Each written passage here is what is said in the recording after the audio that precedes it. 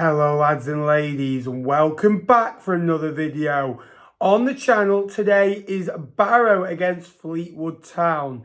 Now, slightly different one from COS Vlogs this weekend. We are actually in the co-commentary position for BBC Radio Lancashire on co-commentary for Fleetwood Town. A dream come true, something I've always wanted to do, and an unbelievable privilege to be asked. So thank you to everyone that tunes in to me week in, week out. On Barrow, they started the season really well. They won 5 of the first 7 under Knapman, who is a manager that's kind of been under some stick, that he gets the job done, but while winning by 1 goal. You could also see he loses games by the odd goal as well. Kind of 6 out of the 8 games that they've lost have been by the odd goal. The others have been kind of 2-0 away at Gillingham, 3-1 at home to Wimbledon.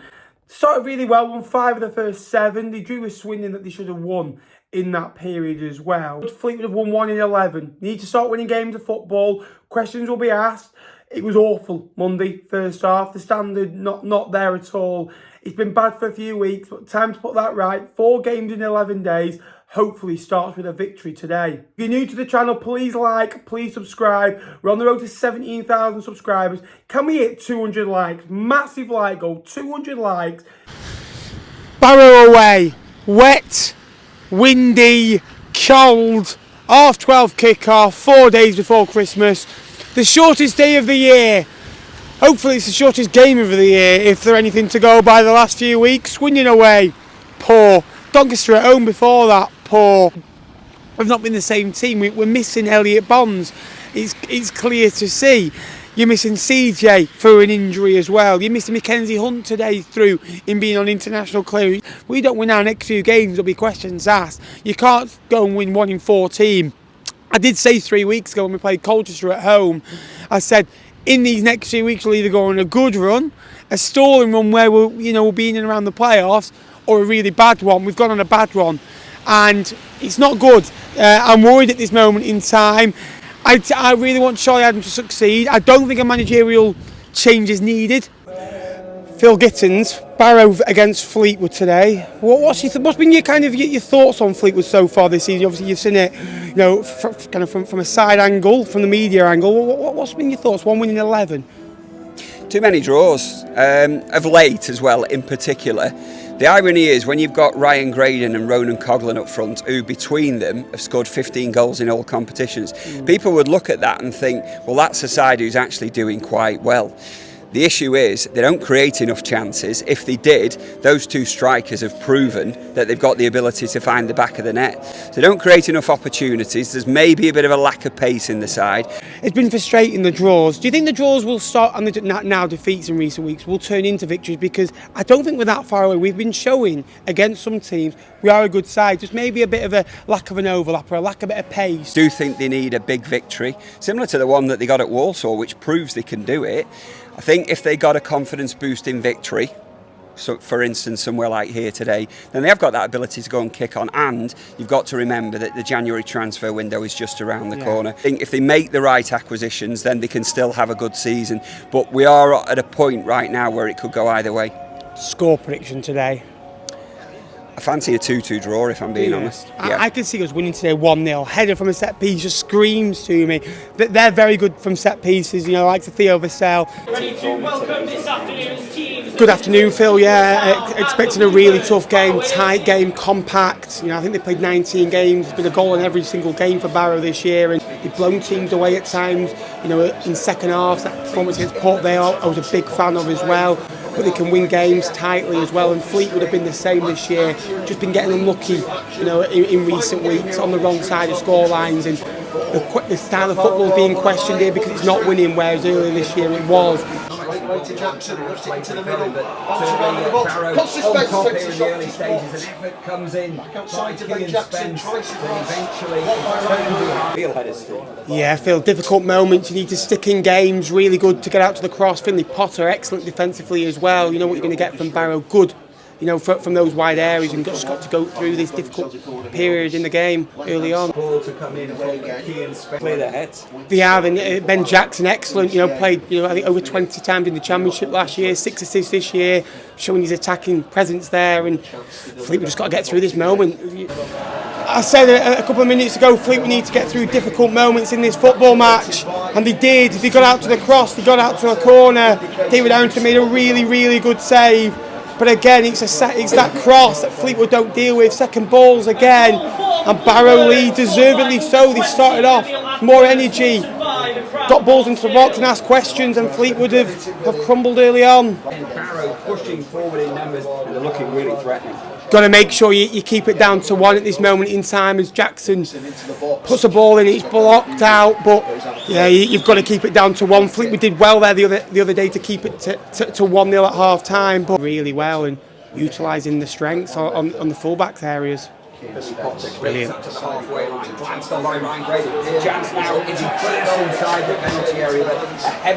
And Ryan Graydon's first touch sometimes at times has been questioned whether it's a bit too heavy, but when he gets in those situations we saw against Rotherham and West Brom and Doncaster, we've seen a real player, powerful, can run it teams and score goals. And Fleetwood Town a goal down and need to try and get back into this game. And Barrow got a really good record when going in front this season, winning 5 and drawing 5 when they've scored that first goal. And I said before the game that Fleetwood had to get that first goal realistically and only come from behind once under Charlie Adam to win away at Walsall on the 1st of October in that 6-2 win. Robbie Gotts raises his right arm and it's a high ball towards the back. The edge comes to Nick Campbell. Watch the forward shot take. Campbell does it on the line.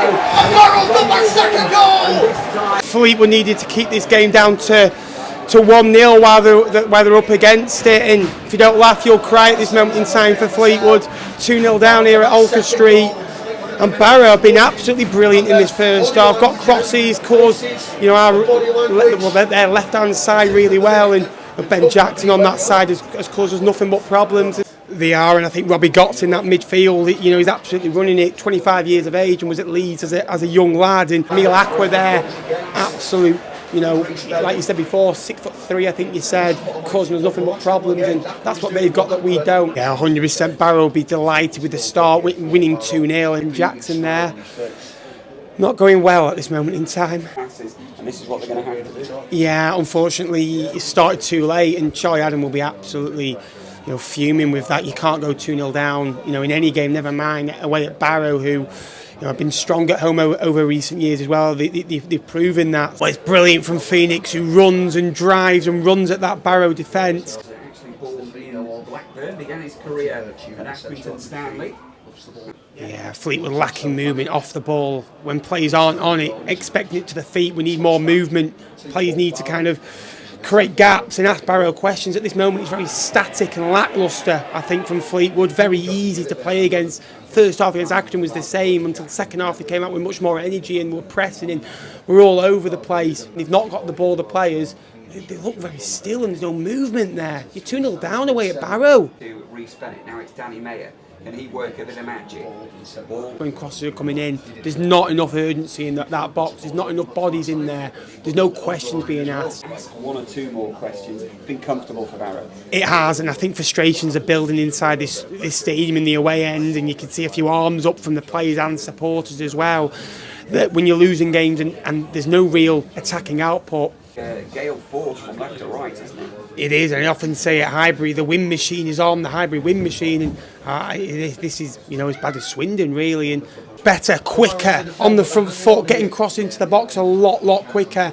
And you're asking questions in tough conditions as well before half time, a vulnerable time normally to kind of keep hold of a lead as well. And yeah, straight down the tunnel at the start of kind of the whistle really, and it was really poor, wasn't it? It wasn't up to the standards that he's set at this football club, and it's not great. It'd be 1 win in 12 if Fleetwood were to lose this game of football, and they look void of ideas at this moment. They look like very structured and very rigid, and they don't look very free to play, and they don't look like they can expand out. They look like they're locked in where they're at. You look like you can't move, and as a footballer you've got to create movements, and you look at their front areas. Aqua's been moving all over the pitch, and for Fleetwood it's a corridor of uncertainty. You never know where he is.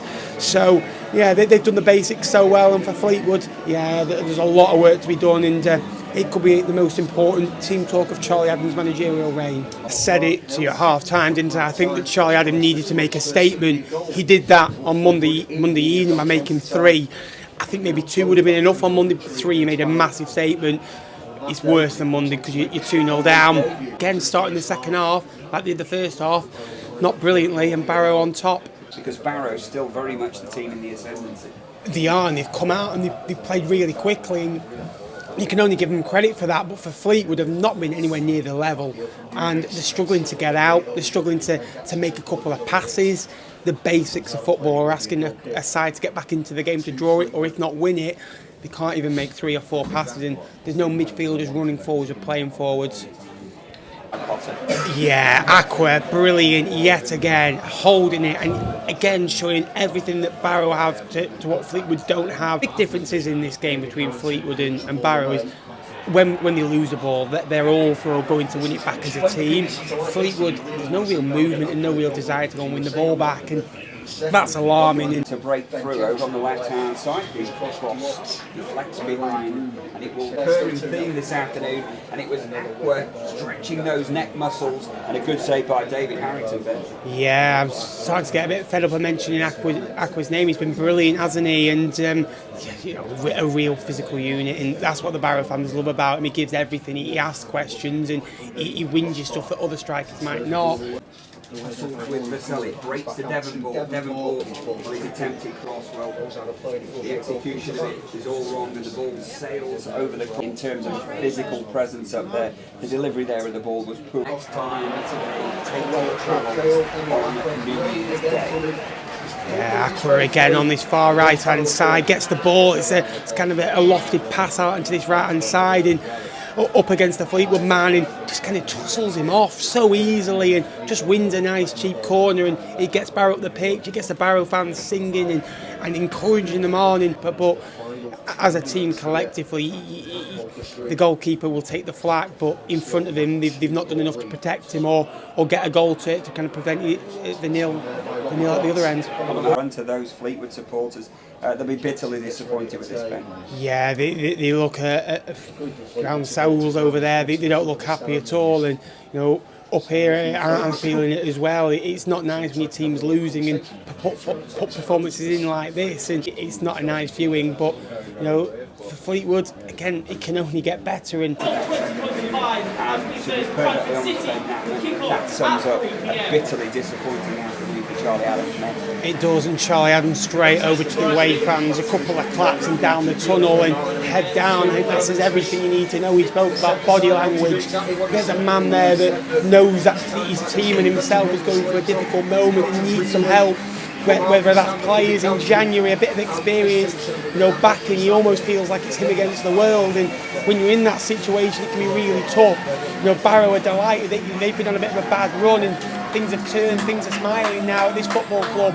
But for Fleetwood again, you just look at them coming off the pitch, heads down. Nice to see as the Fleetwood fans, don't look very happy in that far right hand corner. How concerned are you in this one, Ben? We're at full time, and Fleetwood have lost the game deservedly so, and again against Swindon we deservedly lost it against Akron, could have deservedly lost that.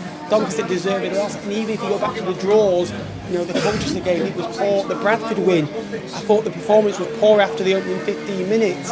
The Reading game before, the Salford game, the late goal. So you go back, this is a prolonged period now, Phil, of bad performances and bad results, and things have got to change for the football club, otherwise there'll be questions asked at the top. And look, January's 10 days away, but you've still got 3 games to play, and those 3 games are 9 points, and those 9 points can make or break at the end of the year. We learned that last year. Soul searching to be done. Right, I'm out the ground. Unbelievable opportunity doing co-coms. Bit of a different vlog. I hope you've enjoyed it. Please drop me a like, subscribe, and yeah, not a nice way to do co-coms. Poor performance, wasn't at the level, didn't deserve a win. Questions asked, and this group, lacks a little bit of quality at this moment. Already, please like, please subscribe, and hopefully things, for boxing, they can get better.